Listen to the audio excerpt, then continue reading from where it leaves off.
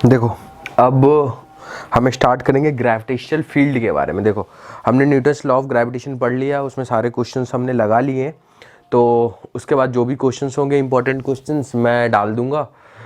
एक बहुत ही important question की लिस्ट बना रहा हूँ, सिर्फ और सिर्फ 20 to 30 क्वेश्चंस होंगे ग्रेविटेशन के सारे कॉन्सेप्ट को वो क्या बोल सकते हैं तुम उसको, दिमाग से उतर गया। हाँ, सारे के सारे जो कॉन्सेप्ट्स होते हैं उसको मैं मिला के वो सबको एक क्वेश्चन, सिर्फ 20 to 30 क्वेश्चंस कर रहे हैं, ज़्यादा से ज़्यादा क्वेश्चन नहीं, क्योंकि हमारे पास अभी टाइम बहुत कम बचा। 20 to 30 क्वेश्चंस इंपॉर्टेंट क्वेश्चंस लगाने, जो कि 95% to 99% गारंटी है उसी के बेस्ट पे। मैं तो नहीं बोलूँगा कि डिजिट वही मिलेगा तुम्हारा, वो डिजिट ऐसा ही होगा, ऐसा कुछ नहीं होगा, वो उसके बेस पे ही क्वेश्चन आने हैं। और 20 to 30 क्वेश्चंस लगाओगे आराम से हो जाएगा अपना। तो अभी चलो देखते हैं ग्रेविटेशनल फील्ड के बारे में। अब बात करते हैं क्या इससे तुम क्या समझे थे ग्रेविटेशनल फील्ड का। The space around a body, कोई बॉडी के अराउंड जो स्पेस होता है, in which any other body experiences a force of attack. Simple सा बात है, एक बॉडी है, बड़ा सा तगड़ा सा बॉडी है। फील्ड मतलब ये समझ ले कि एक खतरनाक सा गुंडा है हमारे गली मोहल्ले का, कोई भी मान ले कोई खतरनाक सा गुंडा है। अब क्या होगा, कोई छोटा मोटा गुंडा आ जाता है उसकी गली में, तो उसको एक डर सा फील होगा, उस पर एक फोर्स ऑफ अट्रैक्शन, मतलब क्या बोलते हैं, उस पर एक फोर्स उस पर फील होगा कि मैं इसके फील्ड में आ चुका हूँ। लोग बोलेंगे अरे तू इसके फील्ड में घुस गया है, ठीक है जल्दी से निकल जा, नहीं तो दे देगा। तो ये क्या है, gravitation force, the space around a body in which any other body experiences a force of attraction. कोई एक बॉडी दूसरी बॉडी उस पर एक फोर्स ऑफ अट्रैक्शन फील होगा, is called the gravitational field eight of the first body, उसको हम बोलते हैं ग्रेविटेशन। सिंपल सा बात, एक फील्ड, ये जैसे मेरा पूरा का पूरा कमरा है, पूरा मेरा फ्लैट है ये पूरा, या फिर मेरा पूरा का पूरा घर है, अगर इसमें कोई आ जाता है तो मैं उसको धक्के देके मार के निकालूंगा, तो उसको एक फोर्स एक्सपीरियंस होगा, that is called only a gravitational field. अब intensity of a gravitational field क्या होगा, the intensity of a gravitational field at a point is defined as the force experienced by a unit mass. मान ले ये हमारा पूरा का पूरा फील्ड है। अब किसी एक पॉइंट पे, इस फील्ड के किसी एक पॉइंट पे, मान ले मैं ये बता रहा हूँ, चाहना चाहता हूँ कि मान ले ये पूरा का पूरा एक फील्ड है, ये पूरा का पूरा एक मेरा एक मुनक, यहाँ पे मैं बैठा हूँ, मान ले तू बैठा है, ठीक है, माँ सैम बैठा हुआ है, कोई भी बैठा हो, मान ले ये बैठा हुआ खतरनाक सा बंदा, ठीक है ये फिर बैठा, तो इसकी वजह से मान ले कोई यहाँ पे एक छोटा सा इंसान आ गया, ऐसा आ गया, तो उसको क्या होगा, उसको कितना फोर्स वो एक्सपीरियंस करता है, उसी को हम क्या बोलते हैं, उसी को हम बोलते हैं intensity of a gravitational field. ये इसके फील्ड में इस किसी पर्टिकुलर पॉइंट पे, किसी एक पॉइंट पे कितना फोर्स एक्सपीरियंस कर रहा है, that's called a intensity of a gravitational field. तो उसका फॉर्मूला, अब चलो हम बात करते हैं gravitational intensity at gravitational field कितना होता है बेटा, F G by M. F G क्या होता है, ग्रेविटेशनल फोर्स जो इसके और इसके बीच में लग रहा होगा। जैसे ये देखो, ये मैंने ग्रेविटेशनल फील्ड के लिए बना रखा था कि एक फील्ड है, इस पे कोई मास m है, तो इस पे एक फोर्स ऑफ अट्रैक्शन होगा जो कि उसको अपनी ओर, जो बड़ा वाला मास होगा उसको अपनी ओर खींच रहा है। ये बहुत ही छोटा सा mass, that's called test mass, is the very kind of negligible mass जिसको तुम बोल सकते हो। और दूसरा हमारा क्या है, जो इसके बारे में हम बात कर रहे थे, इंटेंसिटी ऑफ ग्रेविटेशनल फील्ड के बारे में हम बात कर रहे थे। हाँ, ये कितना फोर्स एक्सपीरियंस करेगा, ये कितना फोर्स एक्सपीरियंस करेगा, तो वो करेगा एफ जी बाय एम के बराबर। एफ जी बाय एम क्या हुआ, ग्रेविटेशनल फोर्स। ग्रेविटेशनल फोर्स कितना होता है बेटा, जी एम, अब कैपिटल एम जो, तो और एक छोटा सा जो जिसको बोलते हैं small M upon R square, कुछ डिस्टेंस होगा यहाँ से यहाँ के बीच में, ठीक है। तो ये हुआ एफ जी और अपॉन एम। एम किसका, जो फोर्स लगा रहा है उसकी बात करो, जिसकी वजह से, दैट्स कॉल्ड एम। अब हमारा दूसरी बात है gravitational field due to a point mass. एक पॉइंट मास की वजह से कितना फील्ड होता है ग्रेविटेशन, हाँ, एक पॉइंट मास की वजह से किसी पॉइंट पी पे कितना, एक पॉइंट मास एम है, उसकी वजह से किसी पॉइंट पी पे कितना फील्ड होता है, वो होता है बेटा G M by R square के बराबर। ये हमें याद रखना है। ये तो 6.67 वाला है, और ये जो भी इसका मास होगा और आर। सपोज मैं मान लेता हूँ कि मान ले ये 4 kg का है, और ये आर डिस्टेंस पे एक इसकी वजह से कितना फील्ड हो पॉइंट पी पे, तो इसकी वजह से कितना फील्ड होगा, तो क्या हो जाएगा फील्ड बेटा, ये हो जाएगा जी 4g अपॉन आर स्क्वायर। अब जो भी आर होगा वो हम डिसाइड कर ले। तो ये हुआ gravitational field, intensity of a field. Intensity हम समझ गए, ग्रेविटेशनल फील्ड समझ गए, इंटेंसिटी हम समझ गए। The intensity of a gravitational field at the point it defined at the force experience by जो यूनिट मास था उसने वो कितना फोर्स एक्सपीरियंस करता है किसके वजह से, और दूसरे जो फोर्स उस पर लगा रहा है वो, और ये कितना फोर्स एक छोटा मास एक्सपीरियंस करता है उसी को बोलते हैं हम intensity of gravitation, intensity of a gravitational field. और ग्रेविटेशनल फील्ड किसको बोलते हैं कि उसका उस सराउंडिंग में, उस सराउंडिंग्स, मतलब ये मैं बोला था उस मास m पे ये कोई फील्ड है, उसमें एक टेस्ट मास m आ गया, उस पे कितना एनी द बॉडी जो फोर्स ऑफ अट्रैक्शन मतलब एक्सपीरियंस करता है वो उस फील्ड में, that's called a gravitational field, gravitation की वजह से।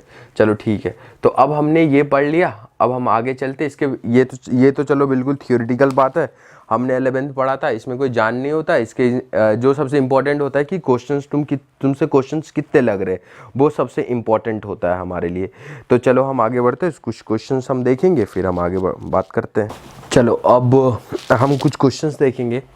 अब हम क्वेश्चन देखेंगे, ये सारे के सारे जो क्वेश्चंस हैं ऑलरेडी नीट में इसके बेस आ चुके हैं। ये दो क्वेश्चंस जो मैंने लिखे हैं इसके बेस पे नीट पे क्वेश्चन आ चुका है। इससे ज़्यादा नहीं आता, मास डिस्ट्रीब्यूशन पे ज़्यादा आता है, बट हम थोड़ा सा समझने के लिए ग्रेविटेशनल फील्ड को कि कैसे क्या होता है उसके लिए 2-3-4 क्वेश्चंस हम लगा लेते हैं जिससे कि हमें पता चल जाए थोड़ी आइडिया। हाँ, इस पे बेस स्टैंडर्ड क्वेश्चन है, ये भी तुम्हारा स्टैंडर्ड क्वेश्चन है। जितने भी सारे मॉड्यूल्स देखोगे सारे बड़े बड़े कोचिंग सेंटर के सबके मॉड्यूल्स में ये क्वेश्चन होते हैं, सबके मॉड्यूल्स, क्योंकि ये स्टैंडर्ड क्वेश्चन है। तो इसको सीखने के लिए हमें चलो इससे स्टार्ट करते हैं। ये हमारा क्या है, ये बोल रहा पॉइंट पी पे ग्रेविटेशनल फील्ड कितना होगा इन दोनों मास की वजह से। तो कैसे निकालोगे, वही वाला हमारा फॉर्मूला, पॉइंट पी पे किसी भी पॉइंट मास की वजह से पॉइंट पी पे कितना होता है। अभी हमने फॉर्मूला जस्ट देखा था, gm/2 होता है। तो चलो क्वेश्चन कैसे बनाएंगे। पहली बात, ये जो है इधर अपनी तरफ, ये इसको अपनी तरफ। चलो इसका नाम मैं दे देता हूँ, कुछ नाम दे देता हूँ a, और इसका नाम दे देता हूँ b। तो क्या लिखेंगे, EA इज इक्वल टू कितना हो जाएगा, gm/r²। gm कितना है बेटा, 4 है, और r² कितना हो जाएगा, 2 2 4। अरे यार, तो ये तो हो गया g के बराबर हो गया। चलो ठीक है, और ये b की वजह से कितना होगा बेटा, b की वजह से होगा 6 kg। तो 6 kg कितना हो जाएगा हमारा, तो g इंटू क्या है हमारा बेटा, g इंटू gm 6 अपॉन 3 3 जा 9। चलो ठीक है, ये कितना हो जाएगा, 3 3 जा 9, ये तुम्हारा हो गया 2 और 3, तो ये कितना हो जाएगा 2g/3। अब चलो माइनस कर लो, देख लेते हैं, माइनस कर लेते हैं इसको क्योंकि अपोजिट डायरेक्शन में। तो E net is equal to कितना हो जाएगा, 2g/3 माइनस g। तो ये कितना हो जाएगा बेटा, ये होगा तुम्हारा 3, ये हो जाएगा 2g, ये हो जाएगा 3g। तो ये कितना हो जाएगा -g/3। मतलब ये माइनस में आ रहा है तो इसके अपोजिट डायरेक्शन में लिख लो कि टुवर्ड्स a फील्ड ज़्यादा होगा। तो हमारा क्या होगा, g/3 आ रहा है ना, g/3। तो ये कितना हो जाएगा 2g। ओके, इसका मतलब हमें g को पहले रख दो, बड़ा छोटा, हाँ तो g को पहले रख दो क्योंकि माइनस में आ रहा है, इसलिए हम पहले पॉजिटिव आंसर हम देखना चाह रहे थे। तो g इक्वल टू क्या लिख दो, 2g-3। तो ये हमारा कितना हो जाएगा पॉइंट पी पे फील्ड, ये 3g -2g।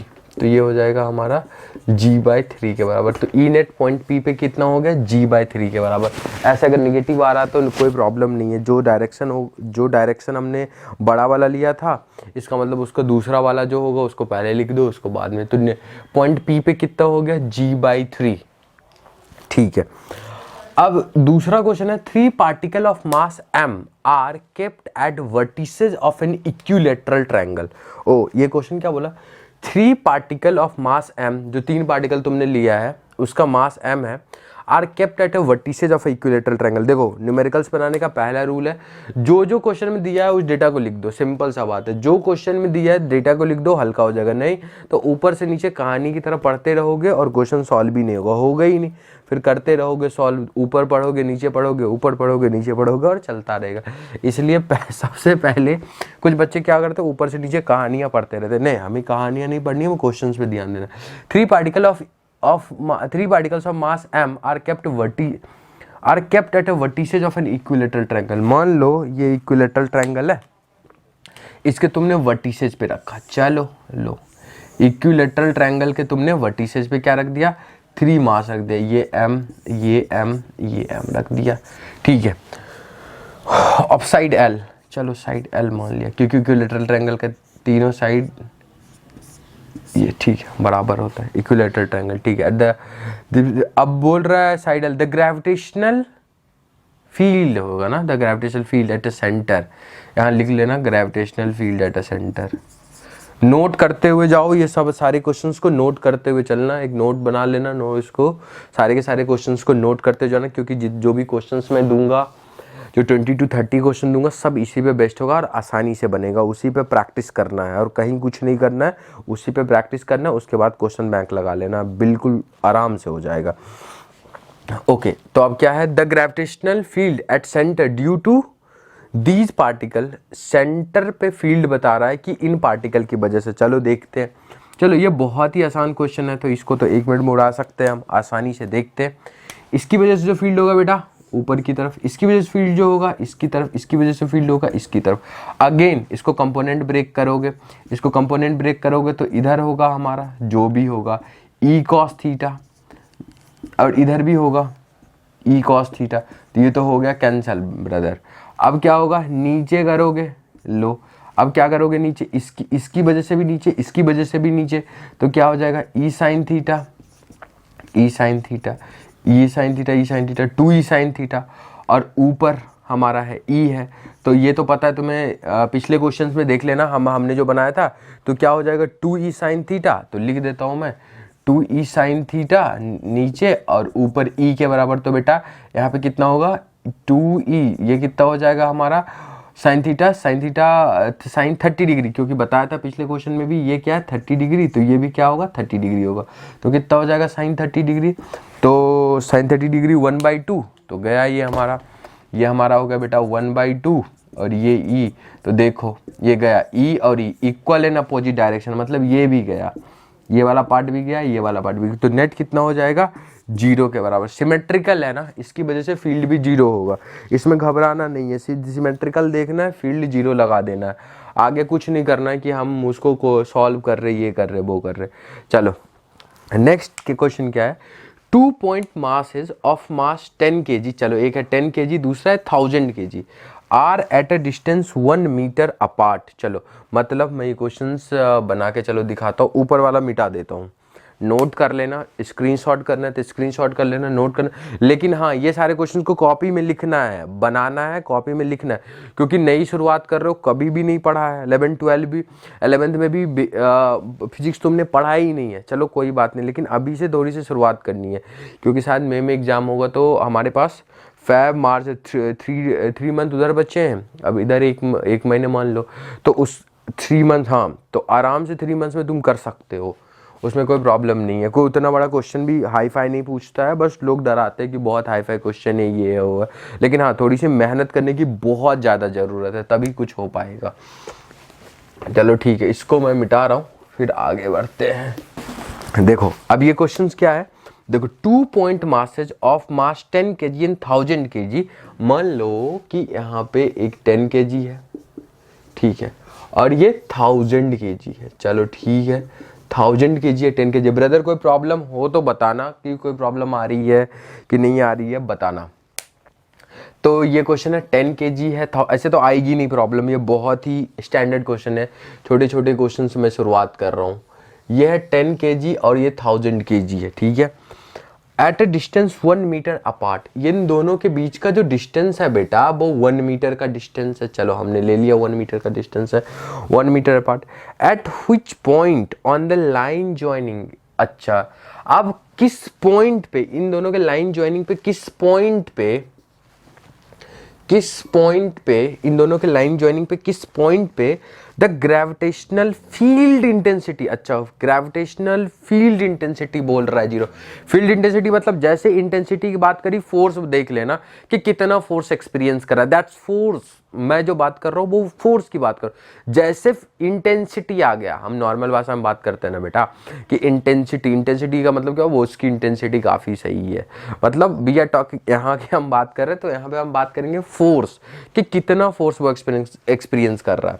तो क्या हुआ कि will the gravitational field intensity be zero, तो कितनी इस लाइन जॉइनिंग पे कहाँ पे फील्ड जीरो होगा उसको हम चलो देखते हैं, कैसे देखते हैं वो समझने की हम कोशिश करते हैं। 10 kg 1000 kg, अच्छा चलो कोई, अब हम अलग अलग कंडीशन ढूंढते हैं कि कहाँ पे फील्ड जीरो होगा। चलो हम मान लेते हैं, पहले मैं शुरुआत कर रहा हूँ बेटा यहाँ से, चलो ठीक है, इस पॉइंट पे मान लो, इस पॉइंट पी पे है, ठीक है। तो इस पॉइंट पी पे क्या होगा, इसकी वजह से भी इधर की ओर और इसकी वजह से भी इधर की ओर, ठीक है, ये सब दोनों इधर इधर अपनी ओर फोर्स लगाएंगे, तो ये तो बेटा प्लस हो गया। चलो इसकी बात करते हैं, यहाँ इस पॉइंट की बात कर लेते हैं। अगर तुम इस पॉइंट पे बात करोगे तो ये भी इधर की ओर, और देख ये 10 kg भी अपनी ओर खींचेगा, वो भी अपनी ओर, तो इस पॉइंट पे जो बैठा होगा उसका जो उस पे जो देखो इस पॉइंट पे मैं बैठा हूं, चलो मैं ऐसे बैठा हूं, तो इस पॉइंट पे मेरे को ये भी अपनी ओर खींच रहा है, ये भी मुझे अपनी ओर खींच रहा है, देखो ये भी अपनी ओर मुझे खींच रहा है, ये भी अपनी ओर खींच रहा है, तो ये दोनों क्या हो जाएगा, प्लस हो जाएगा। तो जीरो होने का कोई सवाल ही नहीं है, ना तो इधर भी होगा ना तो इधर भी होगा। तो चलो अब फिर क्या होगा, हम दूसरी साइड बात करते हैं, फिर क्या होगा। अब चलो मैं इस पॉइंट कहीं यहाँ पे बात कर लेता है, चले ठीक है, मैं यहाँ पे बात कर लेता हूँ इस 1000 kg वाले। तो अब क्या होगा, ये अपनी ओर इधर लगाएगा, ये अपनी ओर इधर लगाएगा, लेकिन तुम बड़े वाले के पास रख दे रहे हो यार। मान लो ये ज्यादा मजबूत है, तुम उसी के पास रख दो तो वो ज्यादा लगेगा ना फोर्स, क्योंकि तुमने बड़े वाले के पास रख दिया। तो इसको कंपनसेट करने के लिए हमें क्या रखना पड़ता है बेटा, छोटे वाले के पास रखते हैं। चलो ठीक है, छोटे वाले के पास हमने पॉइंट वो रख दिया, अब आराम से हो जाएगा। क्यों हो जाएगा, क्योंकि जो इसके लिए दूर पड़ गया इसके लिए नजदीक पड़ गया, तो दो जो फोर्स हो जाएगा दोनों का क्या हो जाएगा, बराबर हो जाएगा। तो इस पॉइंट पे क्या हो जाएगी, इंटेंसिटी जीरो हो जाएगी।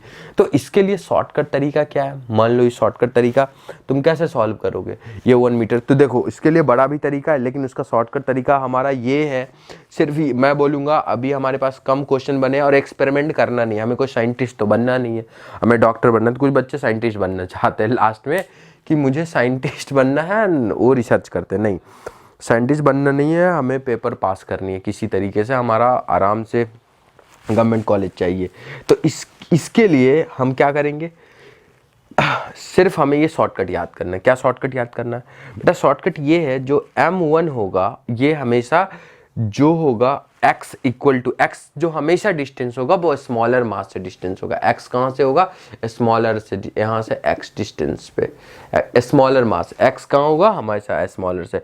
M1 हमेशा क्या लेंगे, स्मॉलर मास लेंगे, और M1 M2 दोनों मास लेंगे। L दोनों के बीच का जो डिस्टेंस है, L is the distance between two, ये डिस्टेंस बिटवीन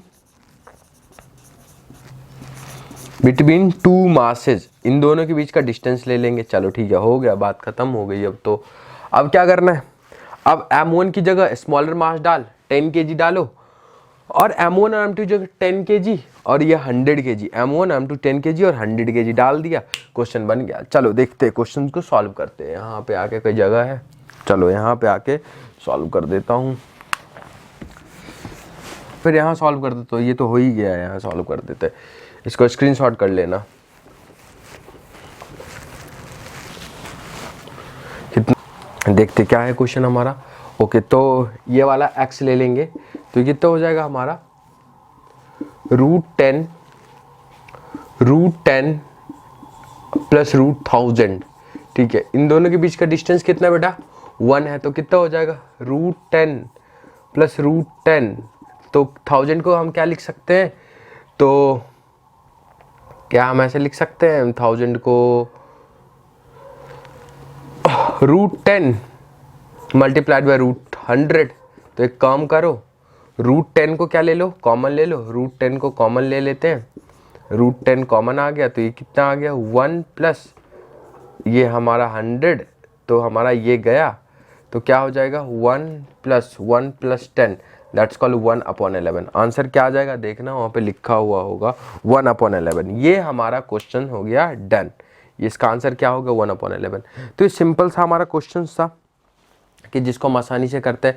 अब हमारा होगा ग्रेविटेशनल फील्ड ड्यू टू हमारा जो मास ओके हाँ, जो हमारा जो मास डिस्ट्रीब्यूशन है उसकी वजह से हम बात करेंगे gravitational due to mass distribution क्या है हमारे टॉपिक में। थोड़ा सा ग्रेविटेशनल फील्ड ड्यू टू और कॉन्टिन्यूस मास डिस्ट्रीब्यूशन है, उसके बाद हम आगे बढ़ेंगे। एक और क्वेश्चन है, वो फाइनल क्वेश्चन इसके बेस पे देख लेते हैं, तब हम ख़त्म करते हैं अपना। ये जो क्वेश्चन है हमारा, ये लास्ट क्वेश्चन है। किसका लास्ट क्वेश्चन है? जो ग्रेविटेशनल फील्ड का। इसके बाद हमारा कॉन्टिन्यूस मास डिस्ट्रीब्यूशन पे सारे के सारे क्वेश्चन है। तो चलो एक क्वेश्चन, ये भी बहुत ही स्टैंडर्ड क्वेश्चन है, जीपी पे बेस्ड क्वेश्चन है, ये बहुत बार आ भी चुका है, तो इसलिए हमारे लिए इंपॉर्टेंट क्वेश्चन है। इसको हम समझते हैं थोड़ा सा, ये सारी स्टैंडर्ड बुक में तुम्हें मिल जाएगा इस टाइप के क्वेश्चन। अब समझते हैं कैसे। देखो क्या है question, figure shows a system of point masses okay placed on x axis. सबका पॉइंट मास m है जो प्लेस्ड ऑन है। Find the net gravitational field intensity. यहाँ पे ओरिजिन पे कितनी इंटेंसिटी होगी इन सब पॉइंट मासेस की वजह से, वो तुम्हें बताना है। तो चलो ठीक है। तो प्रिंसिपल ऑफ सुपरपोजिशन इसी के लिए तो काम करता है। प्रिंसिपल ऑफ सुपरपोजिशन क्या होता है कि इस पॉइंट पे इन सब की वजह से नेट कितना लगेगा उसको जोड़ दो। मैंने यही किया है, E0 equal to E1 plus E2 plus E3 ऐसे करके सबका जोड़ दिया। अब इंटेंसिटी का फॉर्मूला तो पता है, GM/R² होता है, तो GM M सबका सेम है। R डिफरेंट है, इसका फर्स्ट वाले का 1 है, दूसरे का 2 है, तीसरा का ऐसे करके इन्फिनिटी पे बढ़ता है। मतलब तुम देख रहे हो 2 4 8 के बाद 16, फिर 16 के बाद 32 64 ऐसे करके चलता हुआ चला जाएगा। चलो आ जाओ हम देखते हैं। पहले फर्स्ट वाले का देखते हैं, GM/R²। GM/R², R कितना है? ये 1 है तो 1 का स्क्वायर। दूसरा GM/2 का स्क्वायर, ये लिखते हैं 2 का स्क्वायर। अब लिखेंगे GM/4 का स्क्वायर, GM/4 का स्क्वायर। दूसरा क्या लिखेंगे? GM/8 का square, GM/8 and so on, ऐसे करके इन्फिनिटी तक चलता हुआ चला जाएगा। लेकिन इसको जोड़ोगे कैसे, ये सबसे इम्पोर्टेंट है। आ जाओ हम पहले समझते हैं। तो ये हम यहाँ पे क्या लिखेंगे इसके बाद, GM/1 plus GM/4 plus GM/16 plus GM/64 so on यहाँ तक। लेकिन इसको प्लस कैसे करोगे? हमारे पास इसके क्या तरीके हैं प्लस करने के? देखो इसके तरीके हमारे पास प्लस करने के, वो क्या तरीके हैं देखो। अब हमें कैसे पता चलेगा जीपी है, कैसे पता? देखो तुमने 10th में पढ़ा था एपी में क्या होता था, वो कॉमन डिफरेंस होता था। कॉमन डिफरेंस लाइक ऐसे होता था 2 4 6 8 10 ऐसे करके। देखो इस सब में कॉमन डिफरेंस कितना है? 2 2 का है। इसी तरह जीपी में बेटा होता है कॉमन रेशियो। कॉमन रेशियो कैसे फाइंड करेंगे? चलो कॉमन रेशियो देख लेते हैं। जैसे यहाँ देखो कॉमन रेशियो क्या, तो कॉमन रेशियो क्या पहले ये चेक कर लेते हैं। ये हमारा 1:4 का चल रहा है ना। 4 4 जा 16, 16 4 जा 64, तो 1:4 का रेशियो है हमारा। ये कॉमन रेशियो क्या? 1:4 का रेशियो है। तो उसका फॉर्मूला क्या होता है बेटा? हाँ 1:4 का मतलब क्या हुआ? 1/4। तो कॉमन रेशियो को इसमें हम R से डिनोट करते हैं, तो R इक्वल टू हो गया बेटा 1/4। ये कॉमन रेशियो तो हमें पता चल गया, ये सब के सब जीपी में है। देख के लग रहा था ये जीपी में है सब के सब, तो R इक्वल टू।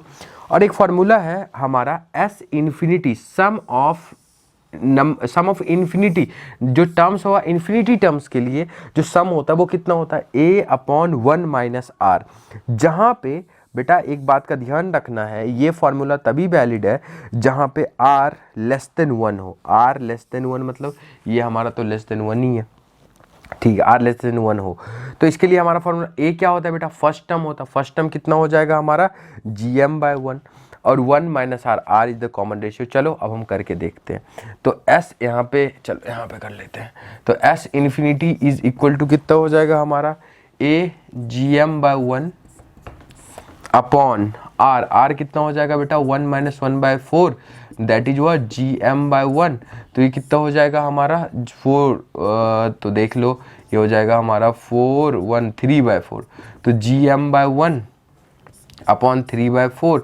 तो क्या चला जाएगा हमारा? 4 चला जाएगा ऊपर। कोई ऑप्शन आ गया? हाँ 4 चला जाएगा ऊपर, तो ये आ जाएगा 4gm/3, 4gm/3। और अगर डायरेक्शन का भी पूछ दे तो क्या होगा, आई कैप, इधर लग रहा है तो क्या हो जाएगा 4gm/3 आई कैप। एक स्टैंडर्ड क्वेश्चन था, हमने ये क्वेश्चन डन किया। अब आगे की क्लास में हम पढ़ेंगे कंटिन्यूस जो मास डिस्ट्रीब्यूशन है उसके बारे में, कि हम कैसे क्वेश्चन करते हैं।